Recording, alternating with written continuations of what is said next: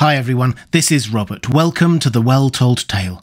Every week we bring you the finest science fiction and fantasy stories ever written. Today we have reached part 8 of The Picture of Dorian Gray by Oscar Wilde. Dorian's picture, now looking older and crueler by the day, is locked away from sight, and he is living his best life, or perhaps it is his worst, indulging every whim and fancy. How long can he keep this pretence going? It's time to pull up a chair, relax and enjoy part 8 of The Picture of Dorian Gray by Oscar Wilde. Chapter 12. It was on the 9th of November, the eve of his own 38th birthday, as he often remembered afterwards. He was walking home about 11 o'clock from Lord Henry's, where he had been dining, and was wrapped in heavy furs, as the night was cold and foggy. At the corner of Grosvenor Square and South Audley Street, a man passed him in the mist, walking very fast and with the collar of his grey ulster turned up. He had a bag in his hand. Dorian recognised him. It was Basil Hallward. A strange sense of fear, for which he could not account, came over him. He made no sign of recognition and went on quickly in the direction of his own house. But Hallward had seen him. Dorian heard him first stopping on the pavement and then hurrying after him. In a few moments his hand was on his arm. "Dorian, what an extraordinary piece of luck! I have been waiting for you in your library ever since 9 o'clock. Finally I took pity on your tired servant and told him to go to bed, as he let me out.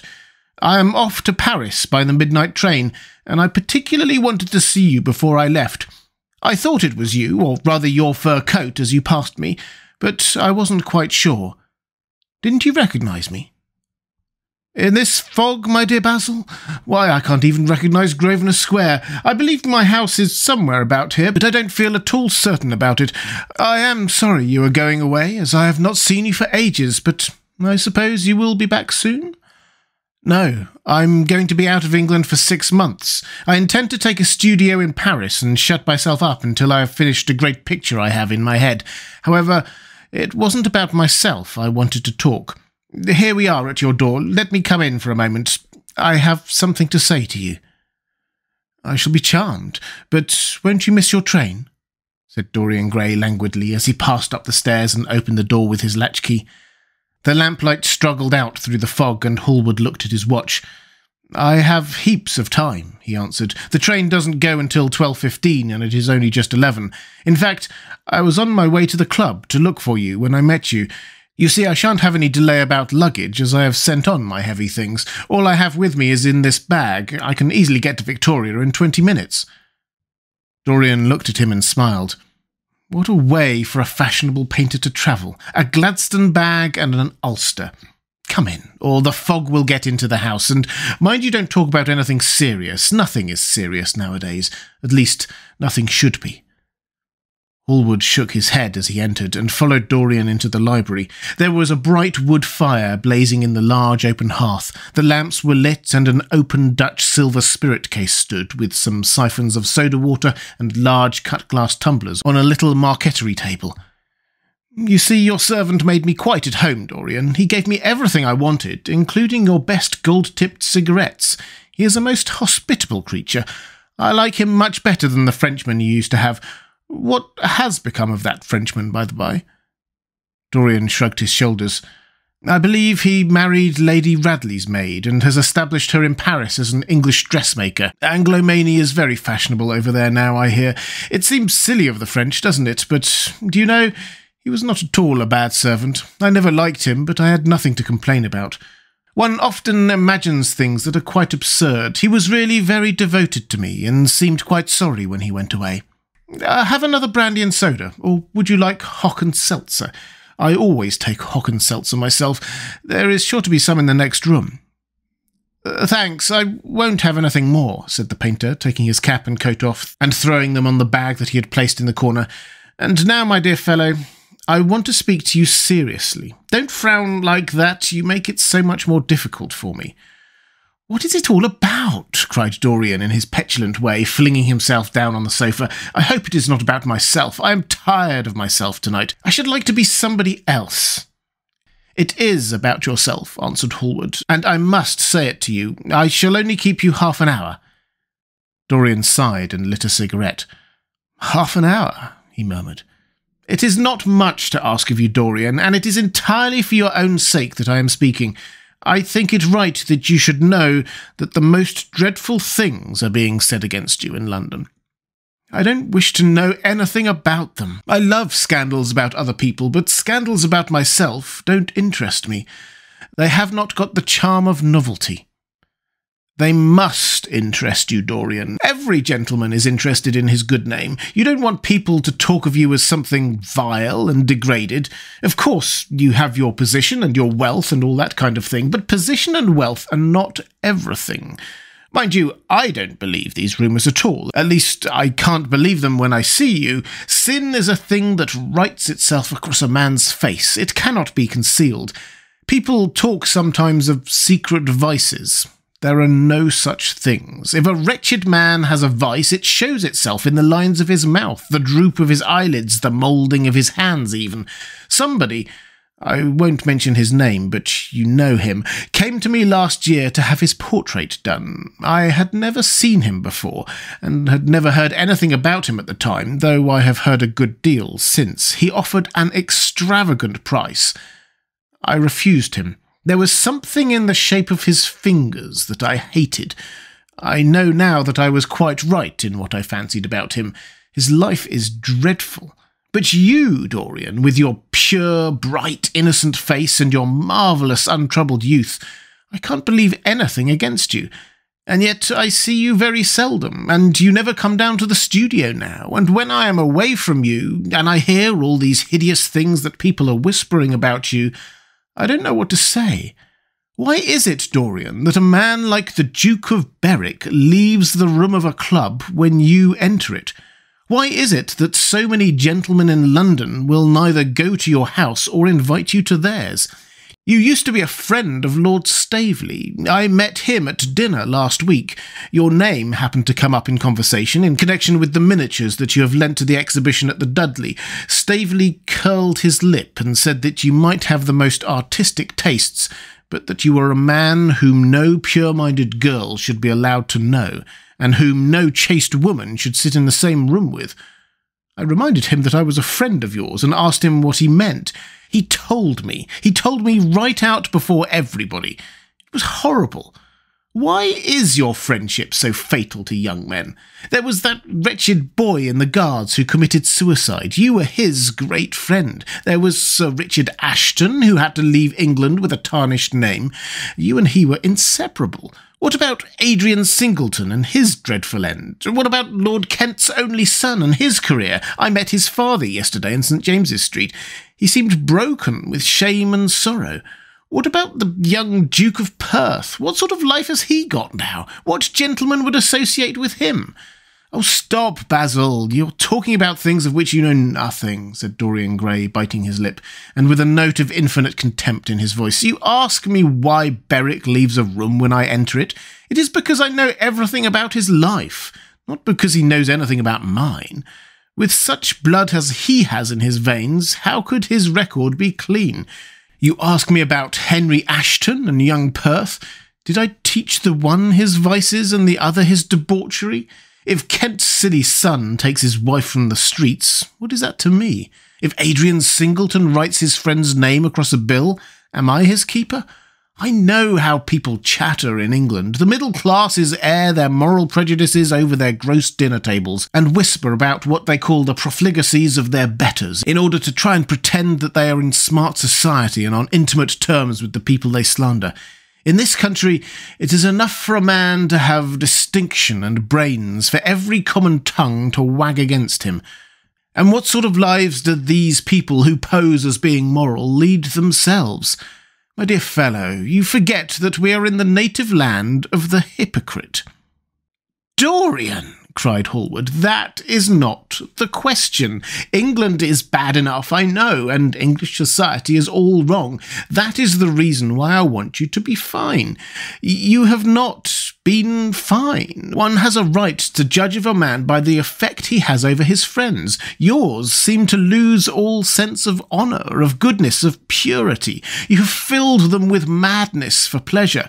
They have gone down into the depths. You led them there. Yes, you led them there, and yet you can smile as you are smiling now, and there is worse behind. I know you and Harry are inseparable. Surely for that reason, if for none other, you should not have made his sister's name a byword. Take care, Basil. You go too far. I must speak, and you must listen. You shall listen. When you met Lady Gwendolen, not a breath of scandal had ever touched her. Is there a single decent woman in London now who would drive with her in the park? Why, even her children are not allowed to live with her. Then there are other stories that you have been seen creeping at dawn out of dreadful houses and slinking in disguise into the foulest dens in London. Are they true? Can they be true? When I first heard them, I laughed. I hear them now, and they make me shudder. What about your country house and the life that is led there? Dorian, you don't know what is said about you. I won't tell you that I don't want to preach to you. I remember Harry saying once that every man who turned himself into an amateur curate for the moment always began by saying that, and then proceeded to break his word. I do want to preach to you. I want you to lead such a life as will make the world respect you. I want you to have a clean name and a fair record. I want you to get rid of the dreadful people you associate with. Don't shrug your shoulders like that. Don't be so indifferent. You have a wonderful influence. Let it be for good, not for evil. They say that you corrupt everyone with whom you become intimate, and that it is quite sufficient for you to enter a house for shame of some kind to follow after. I don't know whether it is so or not. How should I know? But it is said of you. I am told things that it seems impossible to doubt. Lord Gloucester was one of my greatest friends at Oxford. He showed me a letter that his wife had written to him when she was dying alone in her villa at Mentone. Your name was implicated in the most terrible confession I ever read. I told him that it was absurd, that I knew you thoroughly, and that you were incapable of anything of the kind. Know you? I wonder, do I know you? Before I could answer that, I should have to see your soul. See my soul, muttered Dorian Gray, starting up from the sofa and turning almost white from fear. Yes, answered Hallward gravely, with a deep-toned sorrow in his voice, to see your soul. But only God can do that. A bitter laugh of mockery broke from the lips of the younger man. You shall see it yourself tonight, he cried, seizing a lamp from the table. Come, it is your own handiwork. Why shouldn't you look at it? You can tell the world all about it afterwards if you choose. Nobody would believe you. If they did believe you, they would like me all the better for it. I know the age better than you do, though you will prate about it so tediously. Come, I tell you, you have chattered enough about corruption. Now you shall look on it face to face. There was the madness of pride in every word he uttered. He stamped his foot upon the ground in his boyish, insolent manner. He felt a terrible joy at the thought that someone else was to share his secret, and that the man who had painted the portrait that was the origin of all his shame was to be burdened for the rest of his life with the hideous memory of what he had done. Yes, he continued, coming closer to him and looking steadfastly into his stern eyes, I shall show you my soul. You shall see the thing that you fancy only God can see. Hallward started back. This is blasphemy, Dorian, he cried. You must not say things like that. They are horrible, and they don't mean anything. You think so? He laughed again. I know so. As for what I said to you tonight, I said it for your own good. You know I have always been a staunch friend to you. Don't touch me. Finish what you have to say. Twisted flash of pain shot across the painter's face. He paused for a moment, and a wild feeling of pity came over him. After all, what right had he to pry into the life of Dorian Gray? If he had done a tithe of what was rumoured about him, how much must he have suffered? Then he straightened himself up and walked over to the fireplace and stood there, looking at the burning logs with their frost-like ashes and their throbbing cores of flame. "I am waiting, Basil," said the young man in a hard, clear voice. He turned around. "What I have to say is this," he cried. "You must give me some answer to these horrible charges that are made against you. If you tell me that they are absolutely untrue from beginning to end, I shall believe you. Deny them, Dorian. Deny them. Can't you see what I am going through? My God, don't tell me that you are bad and corrupt and shameful." Dorian Gray smiled. There was a curl of contempt in his lips. "Come upstairs, Basil," he said quietly. "I keep a diary of my life from day to day, and it never leaves the room in which it is written. I shall show it to you, if you come with me." "I shall come with you, Dorian, if you wish it. I see I have missed my train. That makes no matter. I can go tomorrow, but don't ask me to read anything tonight. All I want is a plain answer to the question. That shall be given to you upstairs. I could not give it here. You will not have to read long." Chapter 13. He passed out of the room and began the ascent. Basil Hallward followed close behind. They walked softly, as men do instinctively at night. The lamp cast fantastic shadows on the wall and staircase. A rising wind made some of the windows rattle. When they reached the top landing, Dorian set the lamp down on the floor and, taking out the key, turned it in the lock.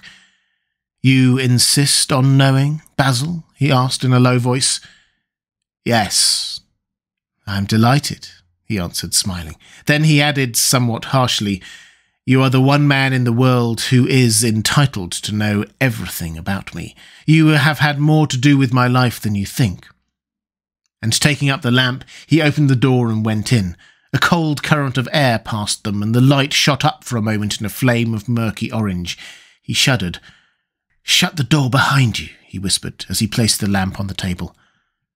Hallward glanced round him with a puzzled expression. The room looked as if it had not been lived in for years. A faded Flemish tapestry, a curtained picture, an old Italian cassone, and an almost empty bookcase. That was all it seemed to contain, besides a chair and a table. As Dorian Gray was lighting a half-burned candle that was standing on the mantelshelf, he saw the whole place was covered with dust and that the carpet was in holes. A mouse ran scuttling beneath the wainscoting. There was a damp odour of mildew. "So, you think that it is only God who sees the soul, Basil? Draw that curtain back, and you will see mine." The voice that spoke was cold and cruel. "You are mad, Dorian, or playing a part," muttered Hallward, frowning. "You won't? Then I must do it myself," said the young man, and he tore the curtain from its rod and flung it to the ground. An exclamation of horror broke from the painter's lips as he saw in the dim light the hideous face on the canvas grinning at him. There was something in its expression that filled him with disgust and loathing. Good heavens, it was Dorian Gray's own face that he was looking at. The horror, whatever it was, had not yet entirely spoiled that marvellous beauty. There was still some gold in the thinning hair, and some scarlet on the sensual mouth. The sodden eyes had kept something of the loveliness of their blue. The noble curves had not yet completely passed away from chiselled nostrils and from plastic throat. Yes, it was Dorian himself. But who had done it? He seemed to recognise his own brushwork, and the frame was his own design. The idea was monstrous, yet he felt afraid. He seized the lighted candle and held it to the picture. In the left-hand corner was his own name, traced in long letters of bright vermilion. It was some foul parody, some infamous, ignoble satire. He had never done that. Still, it was his own picture. He knew it, and he felt as if his blood had changed in a moment from fire to sluggish ice. His own picture! What did it mean? Why had it altered? He turned and looked at Dorian Gray with the eyes of a sick man. His mouth twitched and his parched tongue seemed unable to articulate. He passed his hand across his forehead. It was dank with clammy sweat. The young man was leaning against the mantelshelf, watching him with that strange expression that one sees on the faces of those who are absorbed in a play when some great artist is acting. There was neither real sorrow in it, nor real joy. There was simply the passion of the spectator, with perhaps a flicker of triumph in his eyes. He had taken the flower out of his coat, and was smelling it, or pretending to do so. "What does this mean?" cried Hallward at last. His own voice sounded shrill and curious in his ears. "Years ago, when I was a boy," said Dorian Gray, crushing the flower in his hand, "you met me, flattered me, and taught me to be vain of my good looks. One day you introduced me to a friend of yours, who explained to me the wonder of youth, and you finished a portrait of me that revealed to me the wonder of beauty. In a mad moment that even now I don't know whether I regret or not, I made a wish. Perhaps you would call it a prayer. I remember it.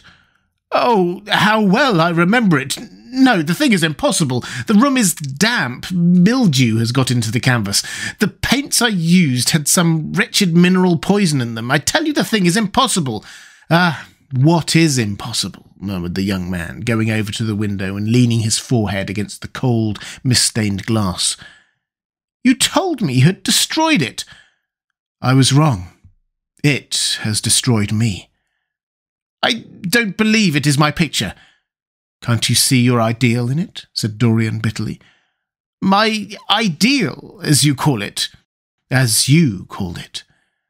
"There was nothing evil in it, nothing shameful. You were to me such an ideal as I shall never meet again. This is the face of a satyr." "It is the face of my soul." "Christ, what a thing I must have worshipped! It has the eyes of a devil." "Each of us has heaven and hell in him, Basil," cried Dorian, with a wild gesture of despair. Hallward turned again to the portrait and gazed at it. "My God!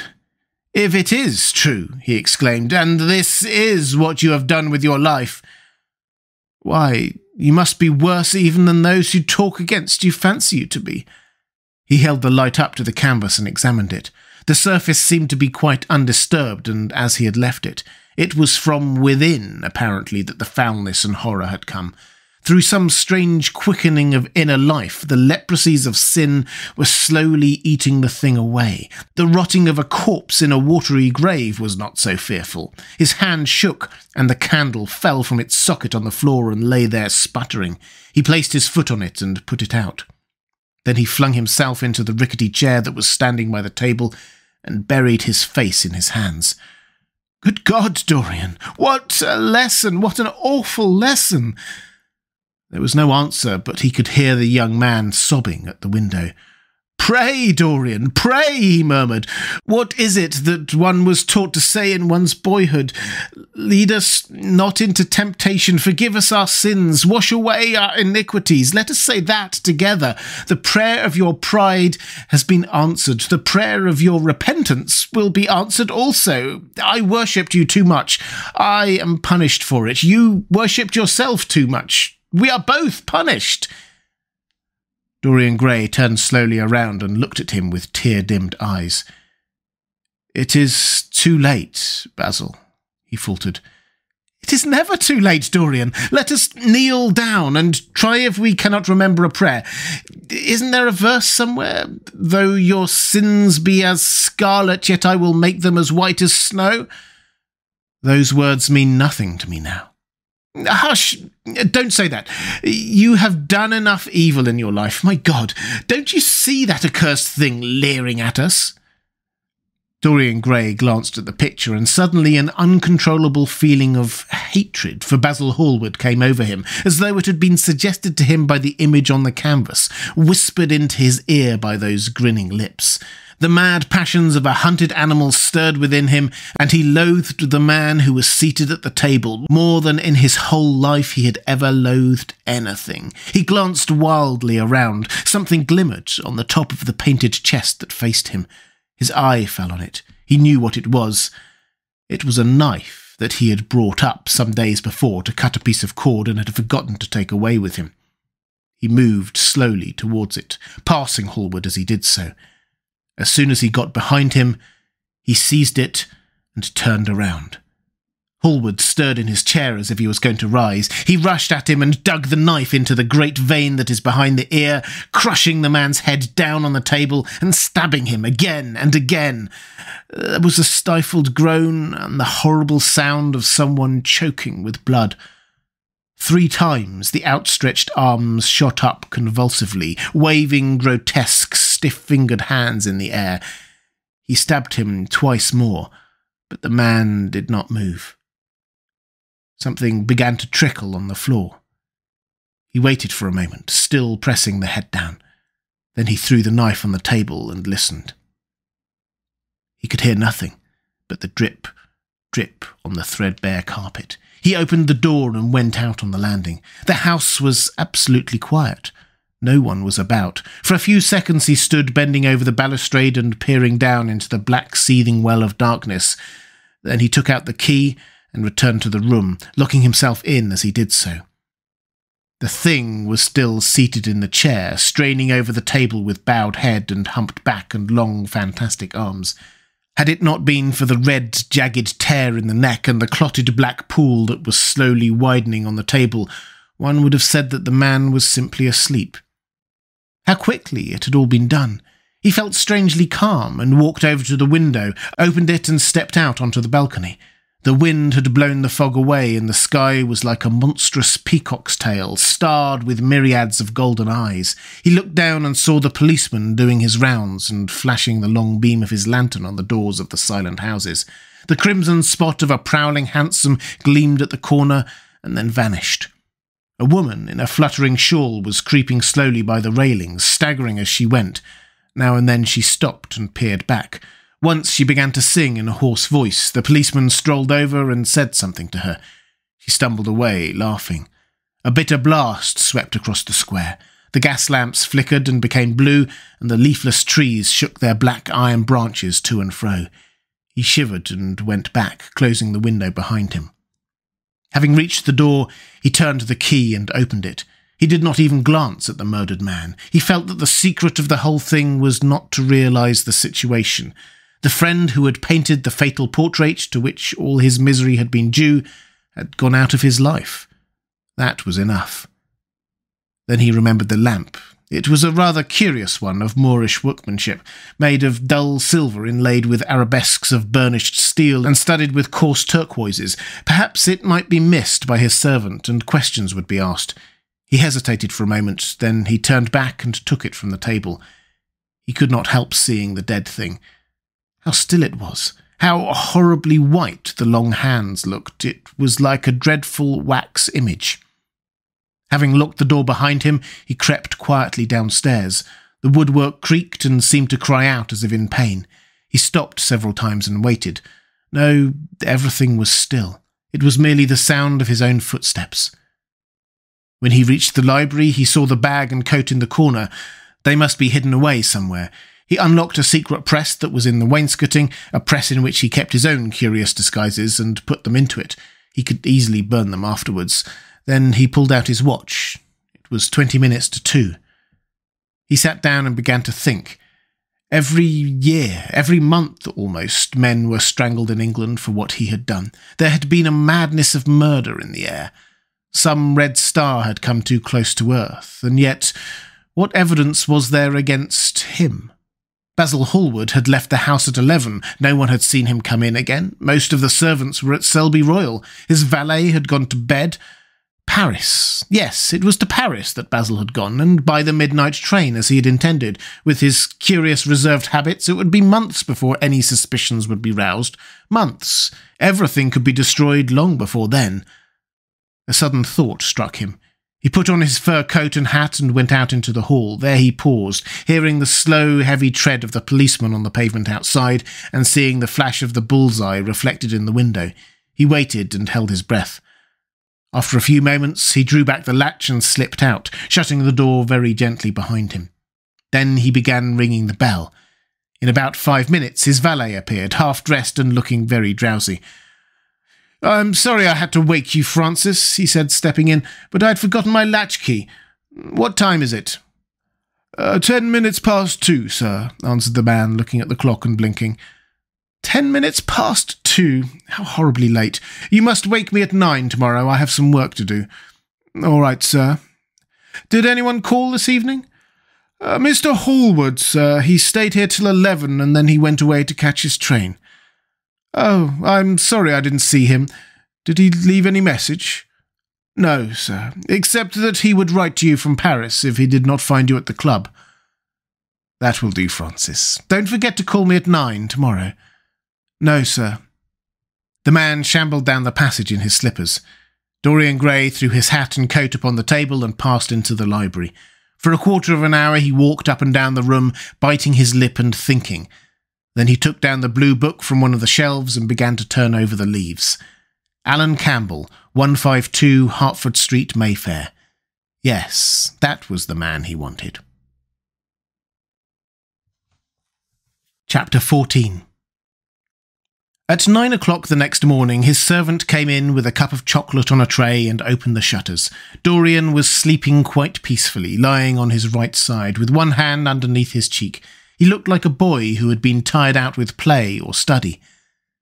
The man had to touch him twice on the shoulder before he woke, and as he opened his eyes, a faint smile passed across his lips, as though he had been lost in some delightful dream. Yet he had not dreamed at all. His night had been untroubled by any images of pleasure or of pain, but youth smiles without any reason. It is one of its chiefest charms. He turned round, and leaning upon his elbow began to sip his chocolate. The mellow November sun came streaming into the room. The sky was bright, and there was a genial warmth in the air. It was almost like a morning in May. Gradually the events of the preceding night crept with silent, blood-stained feet into his brain, and reconstructed themselves there with terrible distinctness. He winced at the memory of all that he had suffered, and for a moment the same curious feeling of loathing for Basil Hallward that had made him kill him as he sat in the chair came back to him, and he grew cold with passion. The dead man was still sitting there, too, and in the sunlight now. How horrible that was! Such hideous things were for the darkness, not for the day. He felt that if he brooded on what he had gone through, he would sicken or grow mad. There were sins whose fascination was more in the memory than in the doing of them, strange triumphs that gratified the pride more than the passion, and gave to the intellect a quickened sense of joy, greater than any joy they brought or ever could bring to the senses. But this was not one of them. It was a thing to be driven out of the mind, to be drugged with poppies, to be strangled lest it might strangle one itself. When the half-hour struck, he passed his hand across his forehead and then got up hastily and dressed himself with even more than his usual care, giving a good deal of attention to the choice of his necktie and scarf pin, and changing his rings more than once.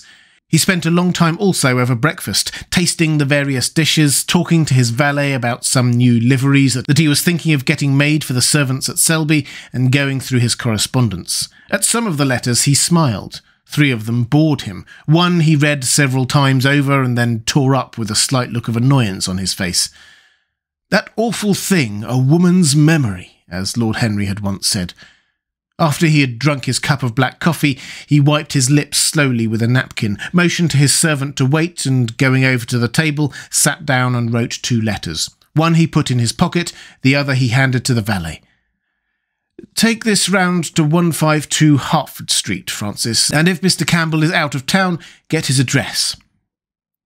As soon as he was alone, he lit a cigarette and began sketching upon a piece of paper, drawing first flowers and bits of architecture and then human faces. Suddenly he remarked that every face that he drew seemed to have a fantastic likeness to Basil Hallward. He frowned and, getting up, went over to the bookcase and took out a volume at hazard. He was determined that he would not think about what had happened until it became absolutely necessary that he should do so. When he had stretched himself out on the sofa, he looked at the title page of the book. It was Gautier's Emo et Kame, Charpentier's Japanese paper edition with the Jacquemart etching. The binding was of citron green leather with a design of gilt trellis work and dotted pomegranates. It had been given to him by Adrian Singleton. As he turned over the pages, his eye fell on the poem about the hand of Lacenaire, whose cold yellow hand du supplice encore mal lavé, with its downy red hairs and its doigt de faune. He glanced at his own white taper fingers, shuddering slightly in spite of himself, and passed on, till he came to those lovely stanzas upon Venice. Sur une gamme chromatique, le Seine des perles ruisselants, la Vénus de l'Adriatique sort de l'eau son corps rose et blanc. Les dômes, sur l'azur des ondes, suivant la fraise au pur contour, s'enflant comme des gorges rondes, qui soulèvent un soupir d'amour. L'esquif aborde et me dépose, jetant un amas au pilier, devant une façade rose, sur le marbre d'un escalier.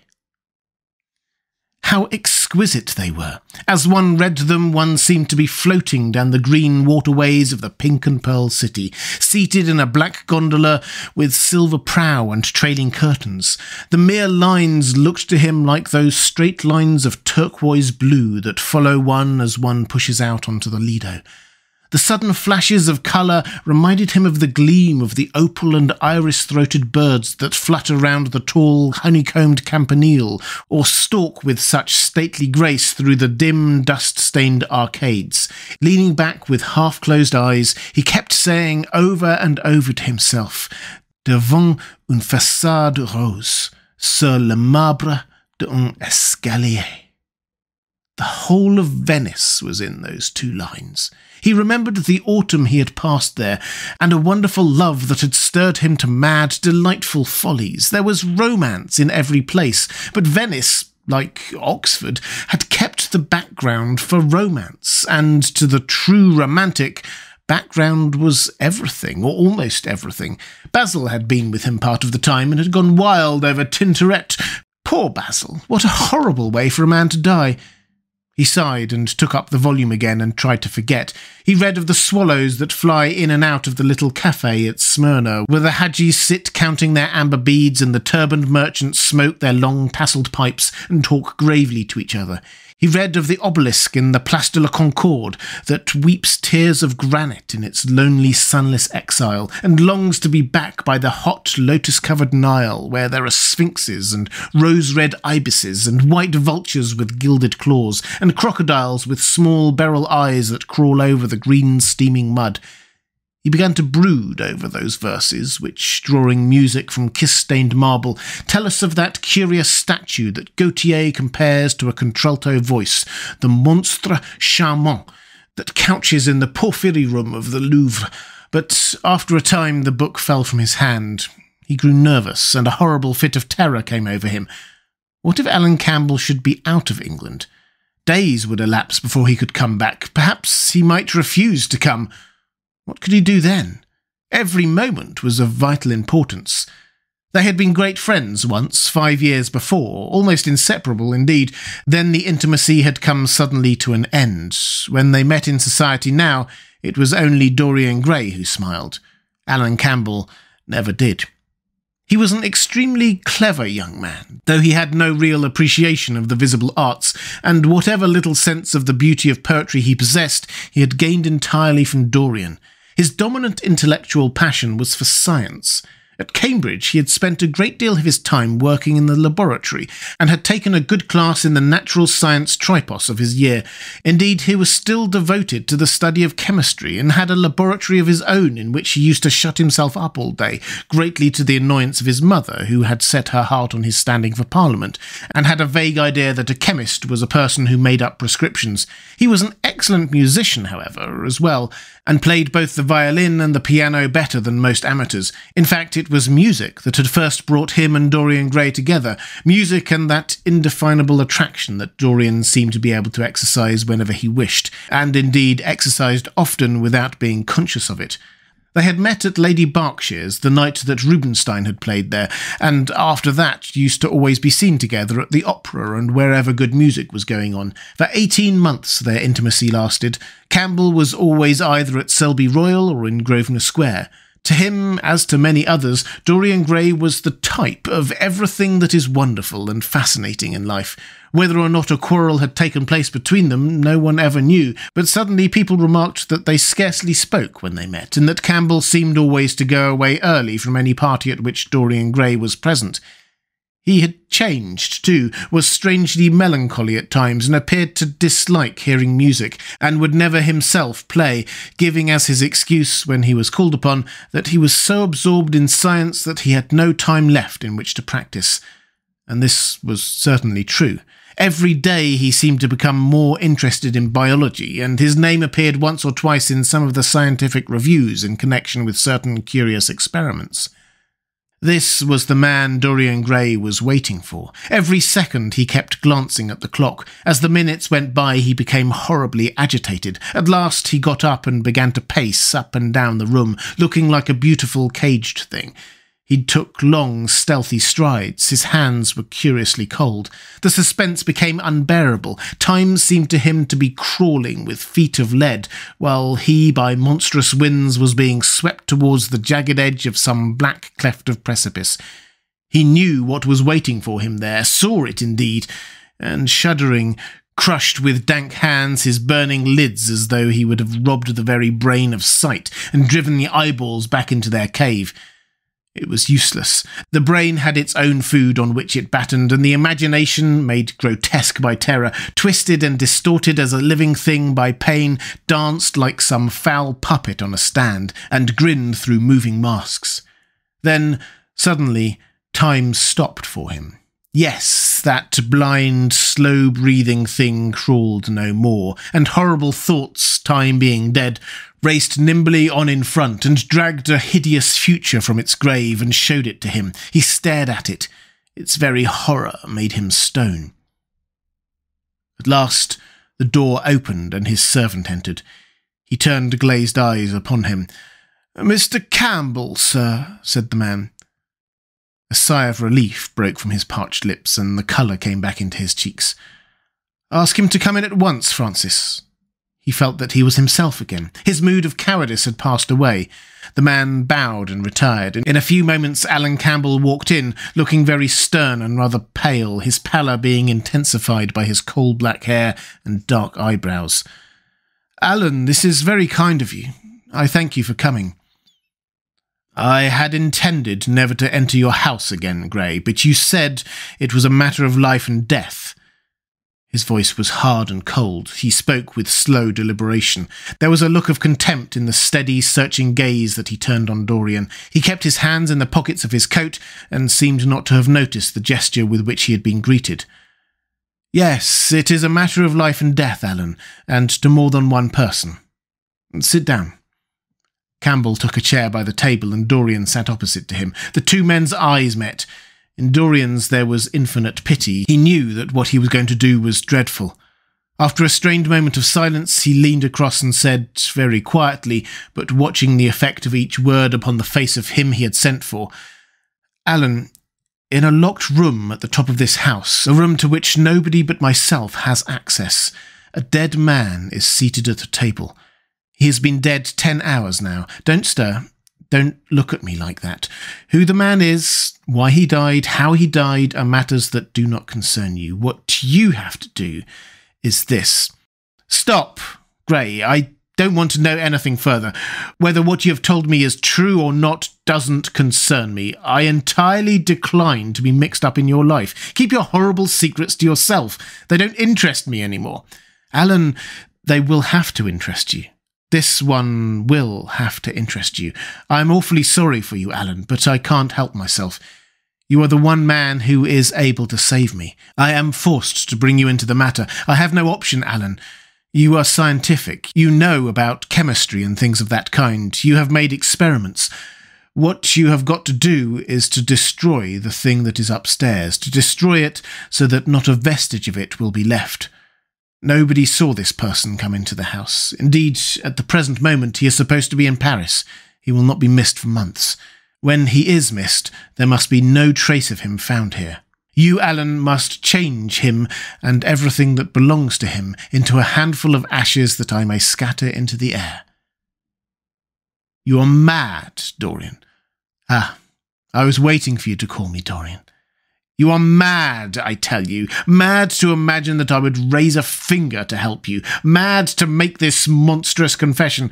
I will have nothing to do with this matter, whatever it is. Do you think I am going to peril my reputation for you? What is it to me what devil's work you are up to? It was suicide, Alan. I'm glad of that, but who drove him to it? You, I should fancy.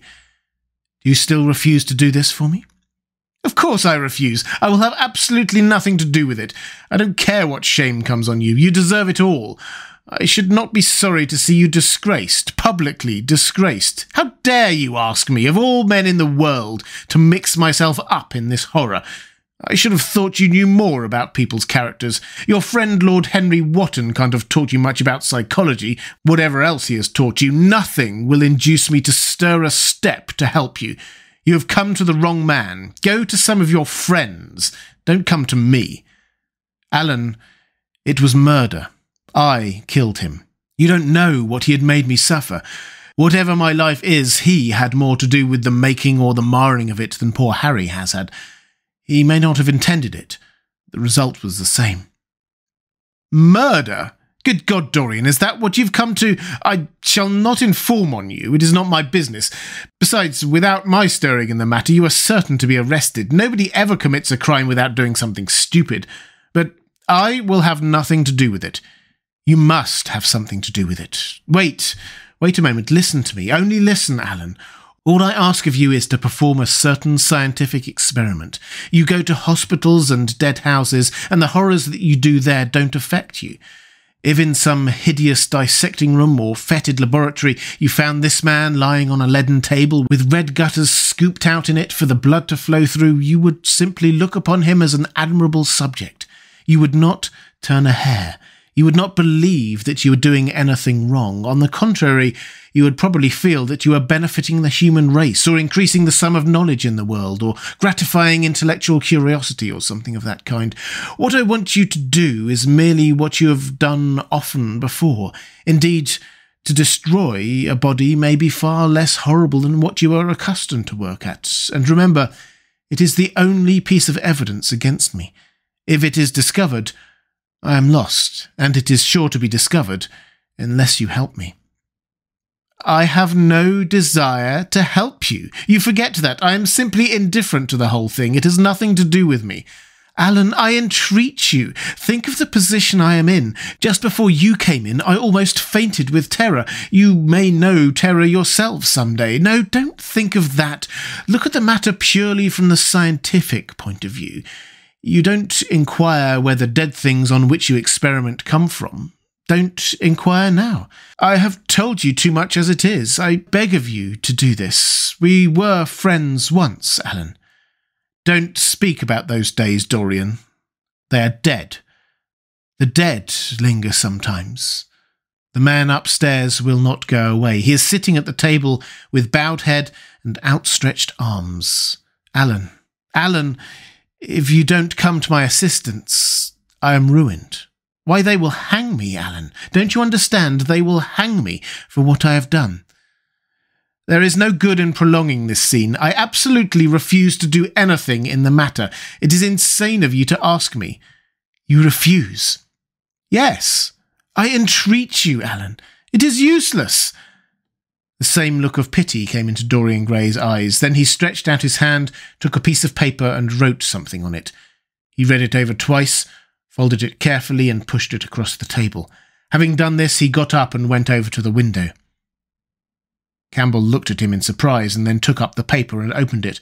As he read it, his face became ghastly pale, and he fell back into his chair. A horrible sense of sickness came over him. He felt as if his heart was beating itself to death in some empty hollow. After 2 or 3 minutes of terrible silence, Dorian turned round and came and stood behind him, putting his hand upon his shoulder. "I am so sorry for you, Alan," he murmured, "but you leave me no alternative. I have a letter written already. Here it is. You see the address. If you don't help me, I must send it. If you don't help me, I will send it. You know what the result will be. But you are going to help me.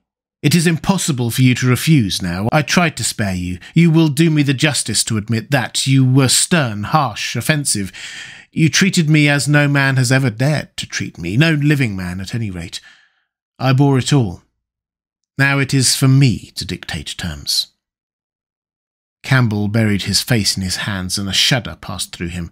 "Yes, it is my turn to dictate terms, Alan. You know what they are. The thing is quite simple. Come, don't work yourself into this fever. The thing has to be done. Face it and do it." A groan broke from Campbell's lips and he shivered all over. The ticking of the clock on the mantelpiece seemed to him to be dividing time into separate atoms of agony, each of which was too terrible to be borne. He felt as if an iron ring was being slowly tightened round his forehead, as if the disgrace with which he was threatened had already come upon him. The hand upon his shoulder weighed like a hand of lead. It was intolerable. It seemed to crush him. "Come, Alan, you must decide at once." "I cannot do it," he said mechanically, as though words could alter things. "You must. You have no choice. Don't delay." He hesitated a moment. "Is there a fire in the room upstairs?" "Yes, there is a gas fire with asbestos." "I shall have to go and get some things from the laboratory." "No, Alan, you must not leave the house. Write out on a sheet of notepaper what you want, and my servant will take a cab and bring the things back to you." Campbell scrawled a few lines, blotted them, and addressed an envelope to his assistant. Dorian took the note up and read it carefully. Then he rang the bell and gave it to his valet, with orders to return as soon as possible and to bring the things with him. As the hall door shut, Campbell started nervously, and having got up from the chair, went over to the chimney-piece. He was shivering. For nearly 20 minutes neither of the men spoke. A fly buzzed noisily around the room, and the ticking of the clock was like the beat of a hammer. As the chime struck 1, Campbell turned round and, looking at Dorian Gray, saw that his eyes were filled with tears. There was something in the purity and refinement of that sad face that seemed to enrage him. "You are infamous, absolutely infamous," he muttered. "Hush, Alan. You have saved my life," said Dorian. "Your life? Good heavens, what a life that is! You have gone from corruption to corruption. And now you have culminated in crime, in doing what I am going to do, what you force me to do. It is not of your life that I am thinking."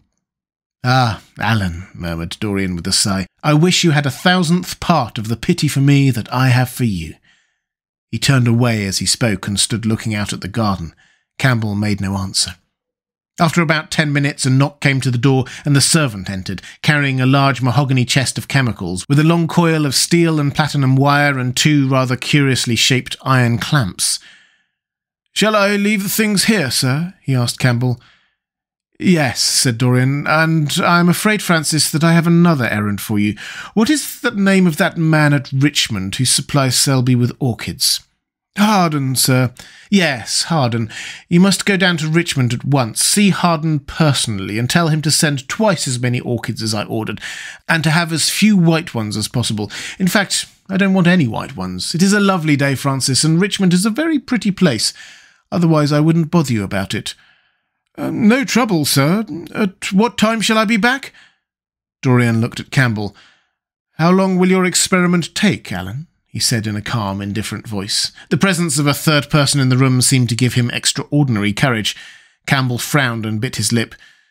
"It will take about 5 hours," he answered. "It will be time enough, then, if you are back at 7:30, Francis. Or stay, just leave my things out for dressing. You can have the evening to yourself. I am not dining at home, so I shall not want you." "Oh, thank you, sir," said the man, leaving the room. "Now, Alan, there is not a moment to be lost. How heavy this chest is! I'll take it for you. You bring the other things." He spoke rapidly and in an authoritative manner. Campbell felt dominated by him. They left the room together. When they reached the top landing, Dorian took out the key and turned it in the lock. Then he stopped, and a troubled look came into his eyes. He shuddered. "I don't think I can go in, Alan," he murmured. "It is nothing to me. I don't require you," said Campbell coldly. Dorian half opened the door. As he did so, he saw the face of his portrait leering in the sunlight. On the floor in front of it, the torn curtain was lying. He remembered that the night before he had forgotten, for the first time in his life, to hide the fatal canvas, and was about to rush forward when he drew back with a shudder. What was that loathsome red dew that gleamed wet and glistening on one of the hands as though the canvas had sweated blood? How horrible it was! More horrible it seemed to him for the moment than the silent thing that he knew was stretched across the table, the thing whose grotesque, misshapen shadow on the spotted carpet showed him that it had not stirred but was still there as he had left it. He heaved a deep breath, opened the door a little wider, and with half-closed eyes and averted head walked quickly in, determined that he would not look even once upon the dead man. Then, stooping down and taking up the golden-purple hanging, he flung it right over the picture. There he stopped, feeling afraid to turn round, and his eyes fixed themselves on the intricacies of the pattern before him. He heard Campbell bringing in the heavy chest and the irons and the other things that he had required for his dreadful work. He began to wonder if he and Basil Hallward had ever met, and if so, what they had thought of each other. "Leave me now," said a stern voice behind him. He turned and hurried past, just conscious that the dead man had been thrust back into the chair and that Campbell was gazing into a glistening yellow face. As he was going downstairs, he heard the key being turned in the lock. It was long after 7 when Campbell came back into the library. He was pale, but absolutely calm. "I have done what you asked me to do," he muttered. "And now, goodbye. Let us never see each other again." "You have saved me from ruin, Alan. I cannot forget that," said Dorian simply. As soon as Campbell had left, he went upstairs. There was a horrible smell of nitric acid in the room, but the thing that had been sitting at the table was gone.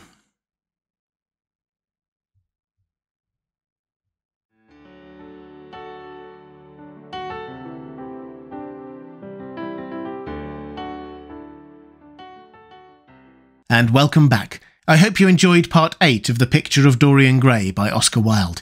If you did, then please consider supporting The Well Told Tale on Patreon at patreon.com/thewelltoldtale. There's a link in the description.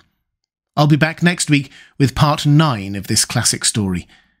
Basil Hallward is dead. Can Dorian sink any lower? I hope you can join me.